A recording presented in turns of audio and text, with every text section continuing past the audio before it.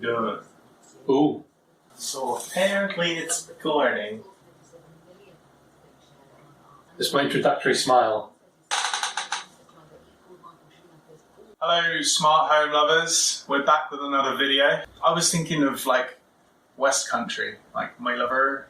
Hello smart home enthusiasts, and welcome to our second video of our A to Z series, teaching you the basics of what we do in AV. Yeah, the AtoZ of AV.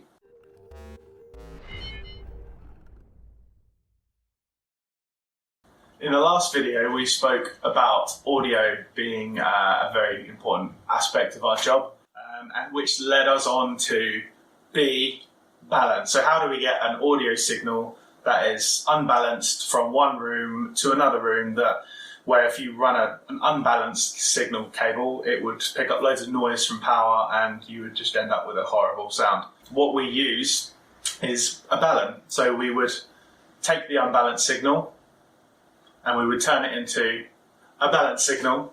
How a balanced signal works is you would send two copies of the same signal, but with one of them phase reversed. So where one signal's going up, the other one's going down.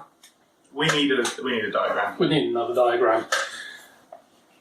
Signal S. So say this is our original signal from the source. This then goes into a balun, which makes a copy of the original signal and creates an equally invert signal.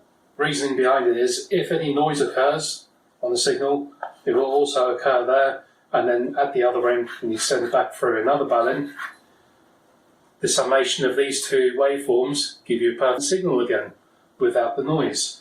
So how it works is the noise would make a spike that goes up, and then the reverse phase, that spike would actually go down. So when they're added together, 1 plus minus 1 equals 0. Boom.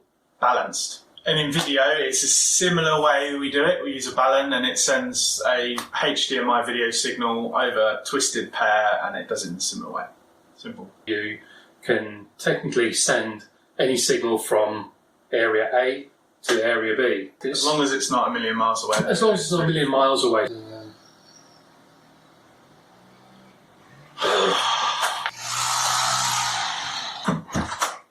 I think we might have to skip to S in our next video for soundproofing. Silencio! What we can do with baluns and what they might commonly be called extenders, which is just a generic term for extending a signal, but you need a balun at either end to be able to extend any signal. If, for instance, you have a skybox in your living room and you have a TV in your bedroom that you want to get the video from skybox to the TV, it would be unreasonable to run a HDMI cable from the living room all the way upstairs to your bedroom. So what you do instead is you can use some, let's call it infrastructure cabling. That can be either Ethernet, so Cat5e or Cat6, or you can do it over coax as well, which is cable that you can run around through a wall, around the outside of the house, in through another wall. You have a balun either end, and then you just have a short HDMI cable from the balun, from the input balun to the skybox, and from the output balun to the TV. The beauty of using these cables, so a network cable, Cat6, Cat5e, or coax, is that it's fairly inexpensive to use compared to active HDMI cables and such. Also, it's really easy to terminate either end. HDMIs are notoriously difficult to terminate. The worst part is HDMI cables, as we've found, aren't very resilient. They do break. If and when HDMI cables do break, replacing them isn't as straightforward and easy as just pulling a cable and pulling a new one in, because of obviously the terminations on the ends being larger than generally what the trunking in which they may be run allows for. Michael, why would you use a balun? So in the first example, we would use a balun if we wanted to send video from one point in the house to another point in the house. Or another example of why we would use a balun would be if we have a music player in one room and the amplifiers are located in another room, so we'd have to get that line level signal, that unbalanced signal, to another location that's too far away for a standard. I can think of one good example of that. Self-playing pianos. Yeah, we have installed a self-playing piano. So in that example, we took a phono output from a mixer that had some boundary microphones installed inside the piano, and we balanced those over Cat6 all the way up through the house, up into the rack where the amplifiers were.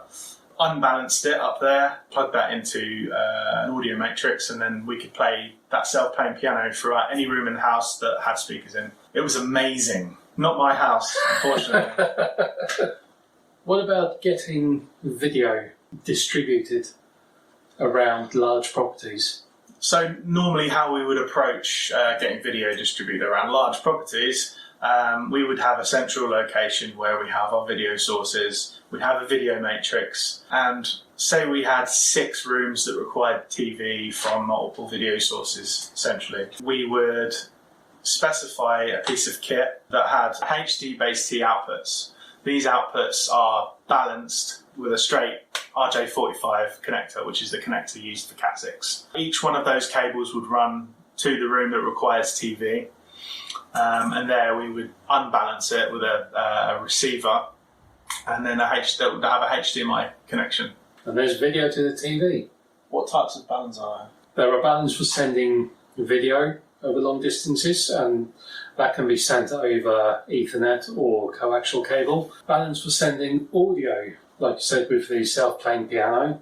Control, like infrared for instance, that can be sent over Cat6 is quite a popular one, to just have infrared inputs from a single point and have multiple infrared outputs to control several devices. Another one is USB balance, which from our experience don't always work that well, and they range in price from, well, fairly little, £20 or £30, up to, I think the most expensive we found was like £200 or £300, and it still had no guarantee that it was going to work.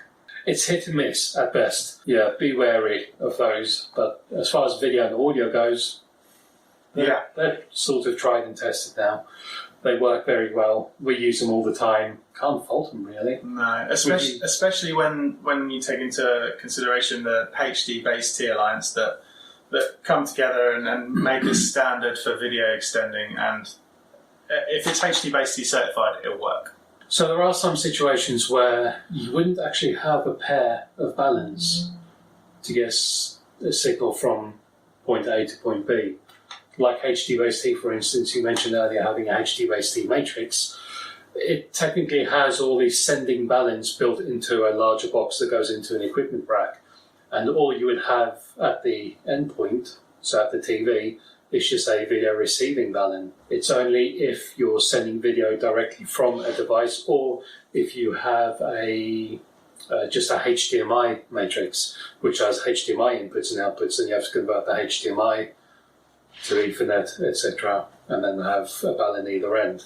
Similarly with audio, is it Crestron that do the audio link with you can digitally link audio over Cat6 between multiple amplifiers? Yes. Yeah. Also, Meridian do their active in-ceiling speakers. I haven't seen the Meridian stuff in ages, but the last time I looked at it, they had active in-ceiling speakers that took a Cat6 input. You can run Cat6 from a central location to the speaker points, and then plug it in, and then you can select whether it receives the left channel or the right channel at the speaker, which is awesome. Yeah, so that's another example of a balun being built into another device, so you don't have to have an external device to plug into. So essentially, the signal is never unbalanced in that whole chain. It's only internal where it's unbalanced. Is that right? Probably. That's probably right. Thank you for tuning in with us again on our journey to learning everything about AV, the A to Z of AV. In fact, next video we'll be looking at C, which stands for Computer Control systems. Bye. Have a good time.